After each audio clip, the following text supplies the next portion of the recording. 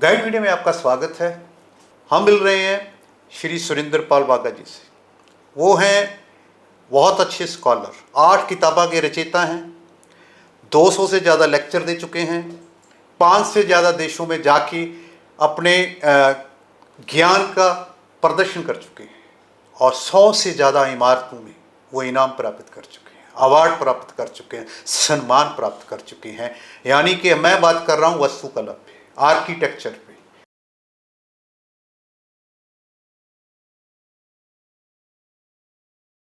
दर्शकों में वक्फा ना बनते हुए सीधा हम उनके पास चलते हैं।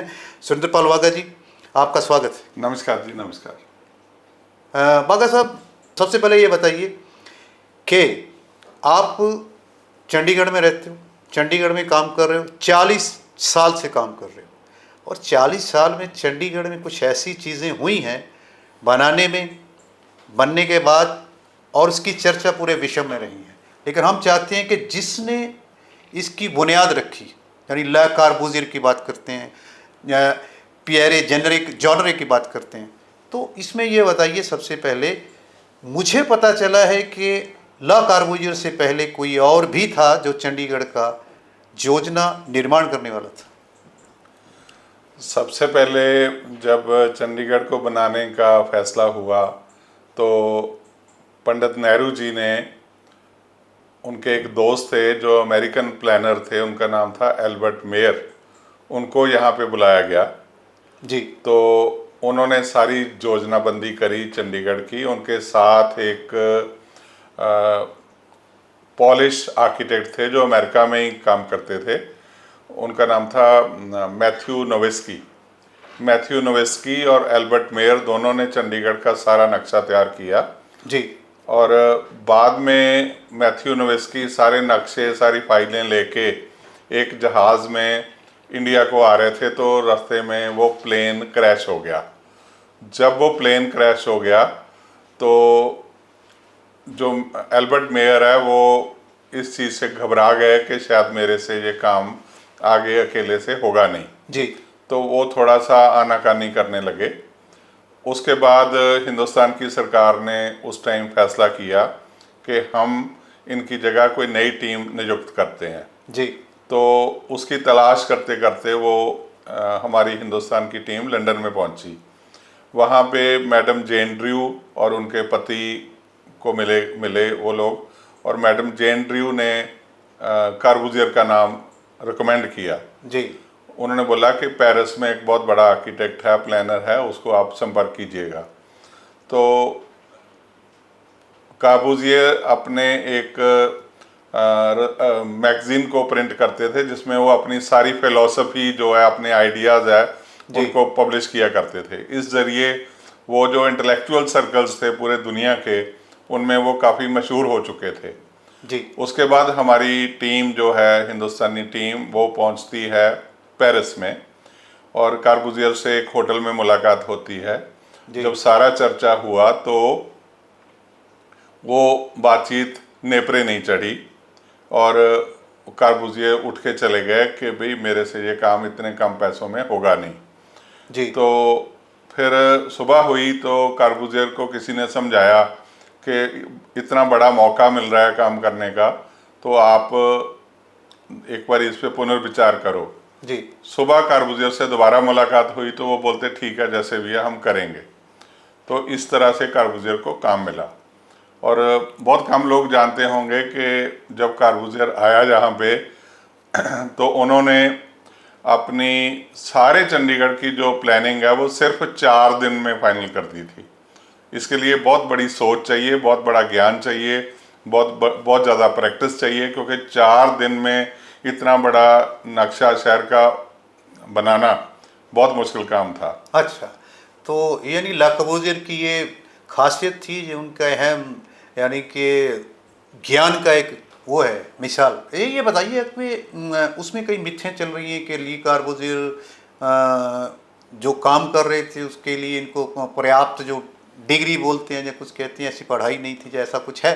ये बात सही है, उनके कार्बूजियर के पास कोई फॉर्मल डिग्री नहीं थी, तो उनको पता था कि उनमें ये कमी है, इसलिए उन्होंने जो इंडियन सरकार के नुमाइंदे वहाँ गए थे, उनसे बेनती करी कि उनका एक कज़न है जिसका नाम है पीरी जॉनरे, वो चंडीगढ़ में उनको साथ ले जाया जाए। किसी कारण से दोनों कज़न्स में आपस में ज़्यादा अच्छी बनती नहीं थी, लेकिन फिर भी उन्होंने बोला कि अगर ये मेरे साथ जाएंगे तो मैं अपना काम ठीक से कर पाऊँगा। तो बाद में उनको मना लिया गया, वो भी आ गए, और लंदन से जेन ड्रू और उनके हस्बैंड मैक्सवेल फ्राई, उनको भी बुला लिया गया। तो ये 4 लोगों की टीम ने ये काम शुरू किया। ओके, अच्छा, यानी कि ये बात क्लियर है, मिथ नहीं? नहीं, मिथ नहीं है जी, बिल्कुल क्लियर है। ओके, एक बात और थी कि जैसे मिर्ज़ा गालिब के अपने तेवर थे, ली कारबुज़ुर्ग के भी अपने तेवर थे। वो एक 4-5 महीने के बाद आते थे, चीज़ें बता के चले जाते थे। पियरे जॉनरे उसको इम्प्लीमेंट करते थे। इसमें कितनी सच्चाई है? इसमें बहुत ज़्यादा सच्चाई है। वो पब्लिक से दिन के टाइम नहीं मिलते थे, शाम को थोड़ा बहुत मीटिंग करते थे। तो एक बार की बात है कि वो कहीं कैपिटल कम्प्लेक्स, जहाँ पंजाब का सेक्रेटेरिएट है, वहाँ पे कुछ काम वाम चल रहा था, तो बहुत सारे लोग उनको मिलने वाले आ गए। तो उनको बार बार रिक्वेस्ट की गई कि आप इनको मिलिएगा। तो वो गुस्से में बोलते हैं कि मैं कोई पब्लिक टॉयलेट नहीं हूँ कि जब भी किसी का मन आए तो अंदर घुस आए। तो बोलते मैं नहीं मिलूँगा। तो वो थोड़े मूडी आदमी थे, मूडी थे, सख्त मिजाज थे, ऐसे बिना अपॉइंटमेंट से मिलते नहीं थे। यानी वही बात हुई कि कहने जो हुनरमंद है उसमें ऐसे ऐसा कुछ ना कुछ ऐसी बात हो रहती बिल्कुल होती है। इसलिए मैंने मिर्ज़ा गालिब बोला था। हाँ तो मिर्ज़ा गालिब भी ऐसे थे। तो उन्होंने ये सारा कुछ किया। तो हम कर रहे थे, 2 भाइयों ने मिलकर ये सारा बनाया, उसके साथ टीम थी। तो ये वो कुछ खास बातें बताइए जो पियरे जॉनरे की खास देख रेख में, उनकी निगरानी में काम हुआ, जिनका जिक्र है पूरी दुनिया में। पीरी जॉनरे ने चंडीगढ़ में बहुत सारा काम किया है। ख़ास तौर पे उनके जो बड़े काम हैं उसमें पंजाब यूनिवर्सिटी है, पीजीआई है, और एमएलए फ्लैट्स हैं, एमएलए अपार्टमेंट्स और एमएलए हॉस्टल्स, ये प्रोजेक्ट्स हैं। इसके अलावा बहुत सारे चंडीगढ़ की हाउसिंग है, जो सरकारी मकान है, वो बनाए गए। एक चीज़ बहुत ज़्यादा बताने लायक है कि चंडीगढ़ एकमात्र शहर है जहाँ पे आर्किटेक्टों को इतनी इज्जत दी गई कि जो सरकारी मकान है वो आर्किटेक्ट के नाम का जो इनिशियल लफ्ज़ होता है वो उनके पीछे लगता है। जैसे उदाहरण के तौर पे अगर वो बोलेंगे कि हाउस टाइप 11J है, तो J का मतलब वो जॉनरे साहब ने डिज़ाइन किया है जी। अगर 10D मकान है, इसका मतलब वो जेन ड्रू मैडम ने डिज़ाइन किया है जी। अगर 9F है, इसका मतलब वो मैक्सवेल फ्राई ने डिज़ाइन किया है। जी जी। मतलब उनके सर नेम के पहला जो लफ्ज़ होता है वो मकानों के नाम के पीछे लगाया गया। यानी उनके साथ ये उसकी शुरुआत होती है, यानी कि ये एक याद चिन्ह रहे, एक याद रहे कि ये किसने किया है, उसका सम्मान भी होता रहे और एक जानकारी भी मिलती रहे कि भाई उनका ये प्रोजेक्ट है। बिल्कुल। अच्छा, कुछ इमारतें हैं ऐसी जिनके पीछे कुछ ना कुछ वाकयात जुड़े हुए हैं, कुछ ना कुछ ऐसी चीज़ें जुड़ी हुई हैं जो अच्छी है, दर्शक जानेंगे तो बहुत अच्छा लगेगा। यानी एक बात करते हैं पंजाब यूनिवर्सिटी की, उसमें कुछ ऐसा वाकया है जो दर्शकों को बताना ज़रूरी है। हाँ जी, पंजाब यूनिवर्सिटी की जब प्लानिंग हुई तो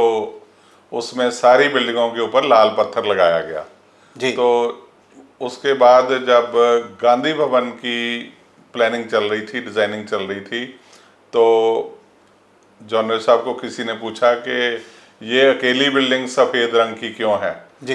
तो उन्होंने फतेहपुर सीकरी की उदाहरण दी। उन्होंने बोला कि फतेहपुर सीकरी में जो कैपिटल कम्प्लेक्स बना था मुग़ल साम्राज्य का, उसमें सारी की सारी बिल्डिंगें लाल पत्थर में बनी है और जो चिश्ती साहब की दरगाह है बीच में जी, वो सफ़ेद रंग में है। कहते उस कम्प्लेक्स में जो दरगाह का दर्जा है वो इस कम्प्लेक्स में महात्मा गांधी जी की स्मारक का दर्जा होगा, जिसको हम गांधी भवन के नाम से जानते हैं। जी, यानी कि ये उसमें चुनिंदा ऐसी बात थी जो दर्शकों को जान के मुझे लगता है कि बहुत आश्चर्य भी होगा और एक हमारी संस्कृति पे कहीं ना कहीं फ़ख्र भी होगा कि वहाँ से ये आइडिया लिए गए हैं। और दूसरी बात याद करें कि पीजीआई यहाँ के पूरे भारत के नॉर्थ से, उत्तरी क्षेत्र से सभी लोग आते हैं, 5 स्टेट से। तो आजकल पूरी हेल्थ का स्वास्थ्य का वो ध्यान रखता है, लेकिन इसमें भी इसके बुनियाद में, इसके बनाने में कुछ ना कुछ ऐसा वाक़या है जो कहीं ना कहीं वहाँ उस समय के मुख्यमंत्री या यहाँ के योजनाकारों में कुछ है, वो कुछ बताइए जी। उसकी पीजीआई की हिस्ट्री ऐसे है कि जब पीजीआई की प्लानिंग की गई तो प्रताप सिंह कैरों जो उस टाइम के मुख्यमंत्री थे पंजाब के, वो बहुत डायनेमिक मुख्यमंत्री थे। उन्होंने, वो दिल्ली गए हुए थे पंडित नेहरू को मिलने के लिए। तो पंडित नेहरू जा रहे थे उड़ीसा में, भुवनेश्वर में कलिंगा हॉस्पिटल की नींव पत्थर रखने के लिए जी। तो पंडित नेहरू ने उनको बोला कि जहाज में आप मेरे साथ ही चलो, वहाँ से आगे चले जाना। तो पंडित नेहरू के फोर्स करने पे कैरों साहब उसी जहाज में बैठ जाते हैं। तो जब उन्होंने वहाँ पे जाके कलिंगा हॉस्पिटल की रूपरेखा को समझा, जब पंडित नेहरू उसका नींव पत्थर रख रहे थे, तो कैरों साहब ने सब देखा परखा कि ये क्या चीज़ है। तो उनको ये आइडिया इतना अच्छा लगा, उन्होंने बोला कि उन्होंने वहीं से चंडीगढ़ में टेलीफोन किया कि मैं ऐसा एक हॉस्पिटल कलिंगा हॉस्पिटल के पैटर्न पे बनाना चाहता हूँ जी, और इसका इमीडिएटली इसका नींव पत्थर रखने की व्यवस्था की जाए। तो आनन फानन में एकदम से तैयारी की गई और फिर उसका नींव पत्थर रखा। तो इसकी जो होंद है पीजीआई की, वो बहुत ही ड्रामेटिक तरीके से बनी है।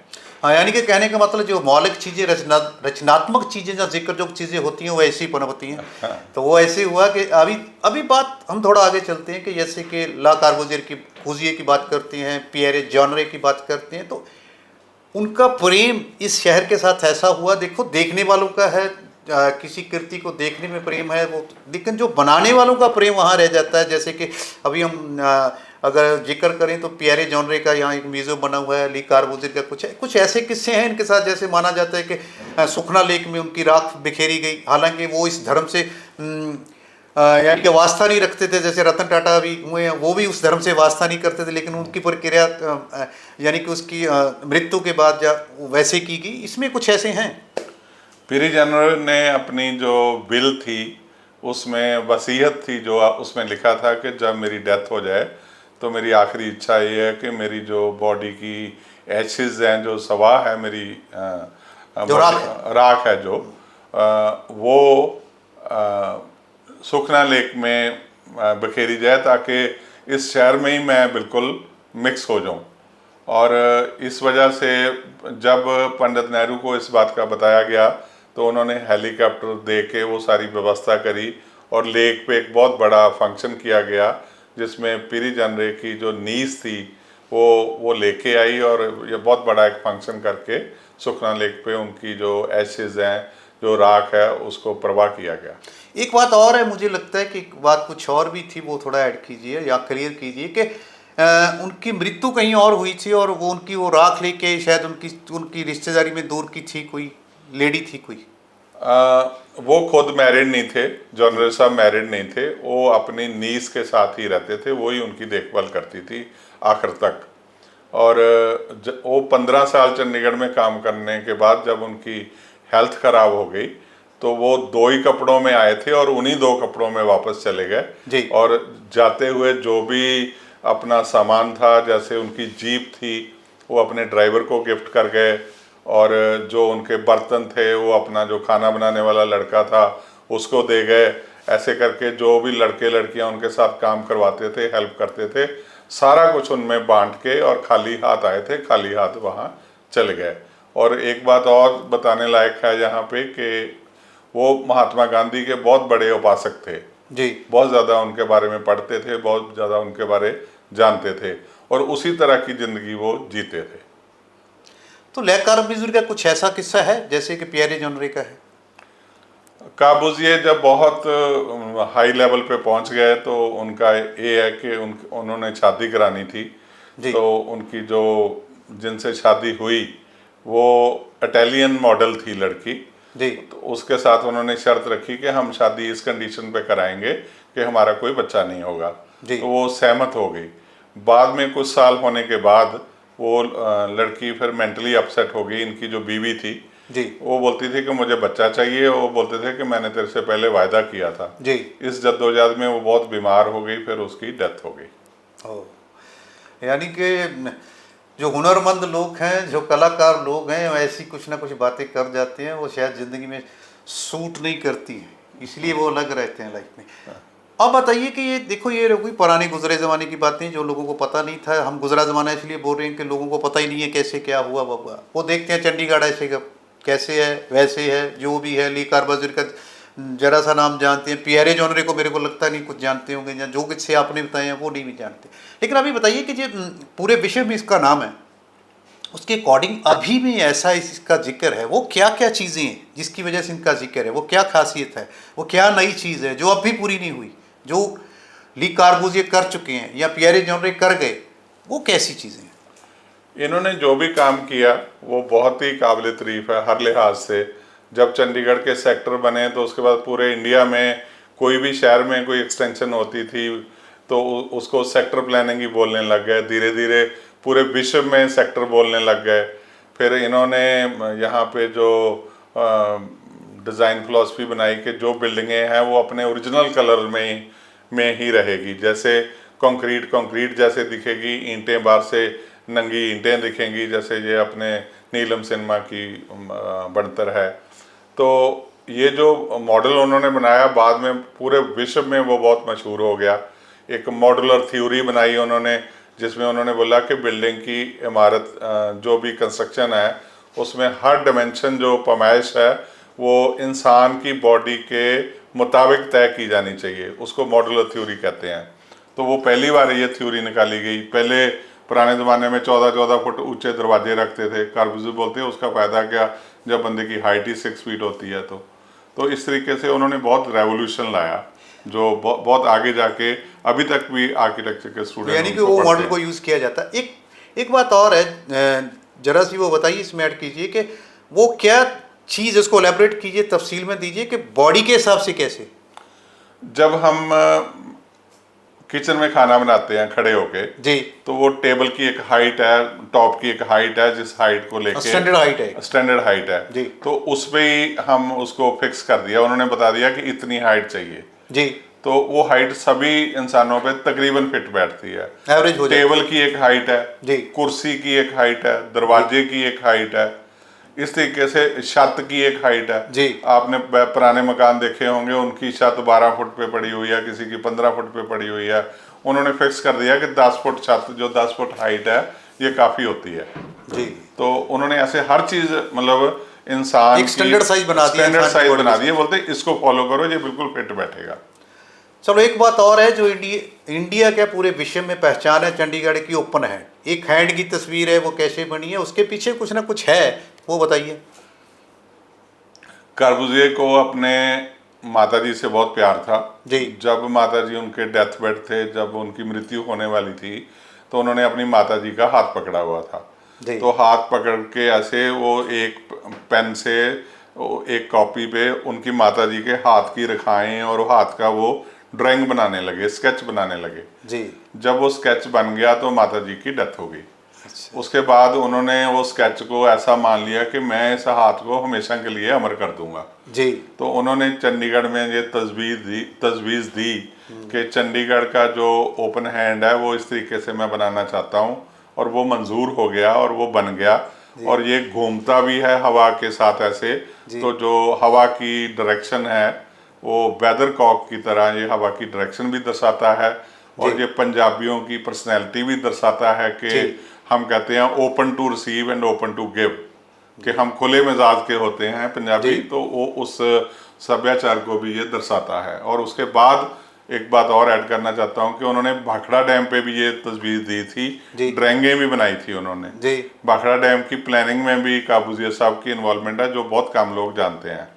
तो भाखड़ा डैम की कलर स्कीम, इंटीरियर और वहाँ पे ओपन हैंड की व्यवस्था भी उन्होंने बनाई थी। लेकिन ओपन हैंड नहीं बन सका, लेकिन बाकी सारी जो देख रेख उनकी में काम हुआ वो बिल्कुल बखूबी वहाँ हुआ है।